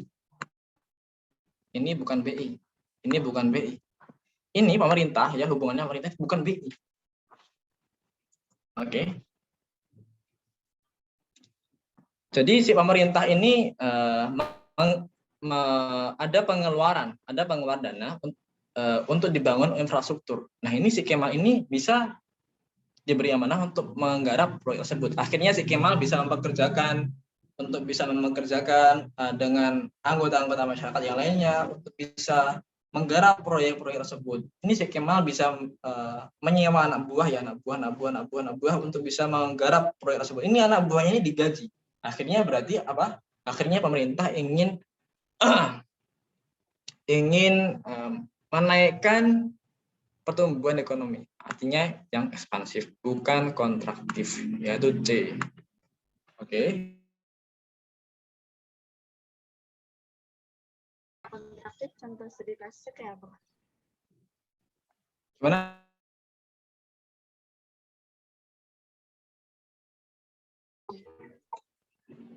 Contoh fiskal kontraktif tadi ya, tadi ini menambah pajak, mengurangi pengeluaran pemerintah. Tinggal dibalik kontrak ya. Akhirnya ini. Oh ini sedang berjaya nih. Si Kemal ini akhirnya punya usaha yang gede banget. Usaha yang gede banget, akhirnya daya belinya naik. Ketika daya belinya naik, wah ini pemerintah, wah enak nih, kita harus menaikkan pajak. Akhirnya si Kemal pun menaikkan pajaknya. Nah, ketika menaikkan pajaknya, itu namanya kontraktif. Begitu? Paham?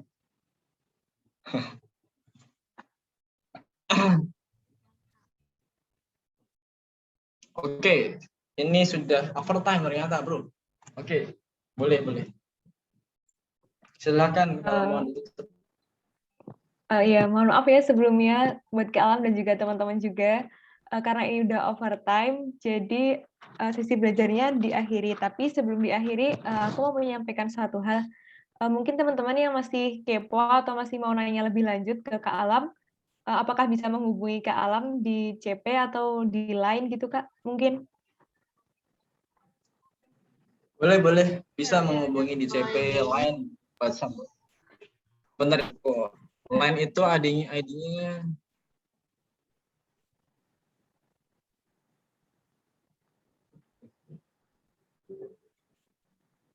buat grup saja. Boleh.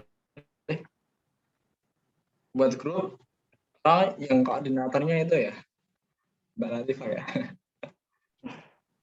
Enggak, aku enggak sibuk kok.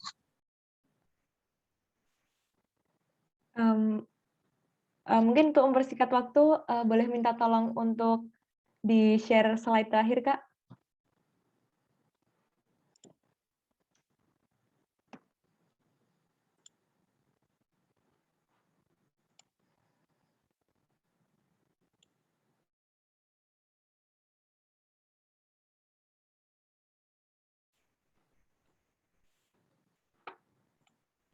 Halo, Kak Alam, apakah terputus?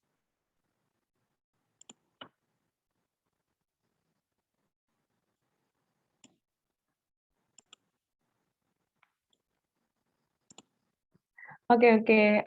Untuk nunggu Kak Alam nih, teman-teman jangan lupa mengisi evaluasi di link yang udah aku kirim ya. Sama aku, bentar.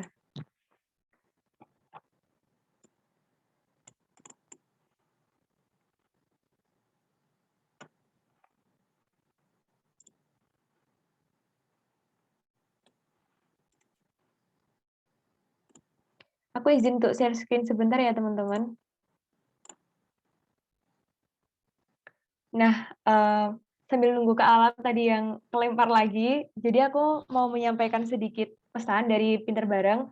Jadi Pinter Bareng di sini tuh ngadain donasi, itu judulnya Rp1 untuk Indonesia. Nah, tujuan dari donasi ini tuh apa? Jadi donasi ini tuh bergerak di bidang bencana dan juga isu pendidikan di Indonesia. Nah, seperti kita ketahui, banyak loh di luar sana teman-teman kita tuh yang mungkin keadaannya tuh nggak seberuntung kita gitu dalam hal pendidikan. Nah, kalian bisa nih ngambil peran jadi penggerak pendidikan di Indonesia dengan berdonasi di Rp1 untuk Indonesia ini. Nah, nanti donasinya bisa melalui rekening, OVO, GoPay, Dana, ShopeePay yang udah bisa kalian lihat di layar teman-teman semuanya. Atau bisa juga scan QR code atau akses link di bawahnya. Atau bisa juga ketika teman-teman isi link evaluasi belajar, nanti di sana juga bisa untuk donasi gitu. Mungkin dari Kak Alam ada closing statement nih sebelum ditutup, benar-benar ditutup gitu. Sebentar. Oke. Closing statement, kalian itu harus belajar UTBK. UTBK itu kalian harus bisa mengorbankan apa yang seharusnya dikorbankan. Kalian jangan terlalu jangan terlalu banyak, jangan terlalu maruk tentang nilai. Aku mengorbankan nilai UN-ku. Aku sendiri mengorbankan nilai UN-ku. Jadi aku tidak belajar lagi tuh. Aku tidak belajar lagi tentang materi-materi UN. Aku belajarnya materi-materi UTBK langsung. Jadi kalau kalian tahu, aku hari HUN ekonomi, hari HUN ekonomi itu aku belajarnya bukan latihan soal UN ekonomi, tapi aku latihan soal UN UTBK. Artinya kita harus bisa mengorbankan lah nilai-nilai yang soalnya beda kan? kurang menjadi karakteristik soalnya beda. Tapi kalau misalnya kalau kita bisa menguasai UTBK, soal-soal UTBK, ya insya Allah kita bisa jawab sih. Aku aja UN-ku ya termasuk tinggi kok. enggak sana. Aku aja UN-ku termasuk biasa ya. Enggak jelek-jelek. Culture shock masuk UGM apa ya? Karena aku di Jogja ya. Karena aku di Jogja dan ini masih online ya. Aku kurang tahu sih. Acaranya siapa itu sombong-sombong. Enggak. Aku enggak tinggi ya. Aku nilai UN-ku biasa saja. Sombong gimana? Tadi ya aku kan bilang UN-ku tinggi, tapi kan sebenarnya ya enggak tinggi-tinggi amat. Ya mungkin 90 kurang dikit. Aku enggak pintar. Aku biasa saja ya. Oke, tadi sampai mana dong? Ayo dong Kak, ceritain cultural shock. Ya, tadi ya. Oh iya, sebelumnya maaf Kak Menyela. Mungkin sebelum Oke. pada live ini, mungkin teman-teman boleh on cam sebentar untuk didokumentasi. Nanti kalau mau lanjut cerita-cerita boleh nih. Soalnya ini banyak yang live belum didokumentasiin. Teman-teman yang nggak berhalangan boleh banget nih buat on cam, buat dokumentasi sebentar.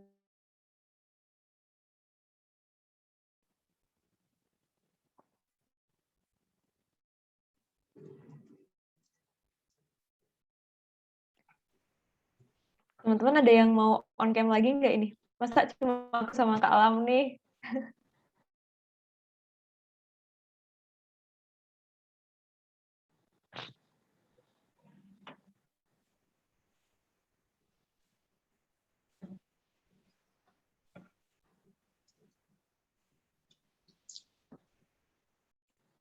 Yuk, yang lainnya yuk, temenin Azan nih. Kasihan nih sendirian on cam-nya.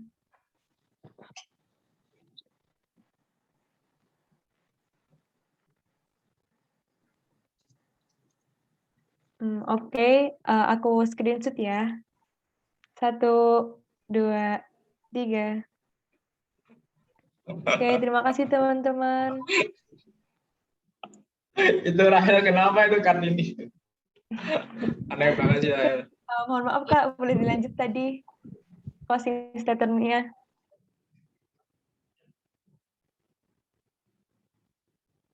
Boleh.